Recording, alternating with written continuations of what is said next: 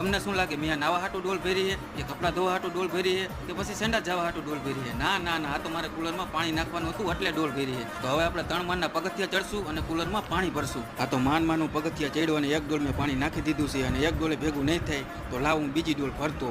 તમને ખબર તો હે ટીપે ટીપે સરોવર ભરાય, પણ આપણે ડોલે ડોલે કુલર ભરશું. થાકી જવાય છે ડોલે ડોલે પાણી હારવામાં. જો હું અત્યારે ભલે થાકી ગયો હોય પણ કુલરમાં પાણી ભર્યા પછી હવા ખાવાની આવશે મોજ. આ બીજી ડોલે ભેગું નહીં થાય, લાવ ત્રીજી ભરી આવું.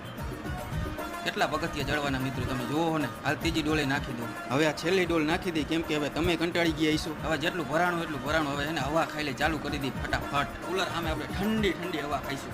આટલી બધી ગરમી મને કાં થાય છે, આને કાં નથી થતી? હા હવે ખબર પડી, કુલર એ બાજુ હતું, આ બાજુ ફરી જા મારા કલેજા. એને ભલે ગરમી થતી હોય આપણે હોઈ જાય. એટલે મારું મોઢું કેમ ભીનું થઈ ગયું? વરસાદ આવ્યો કે શું? ના કુલર કોને ફેરવ્યું?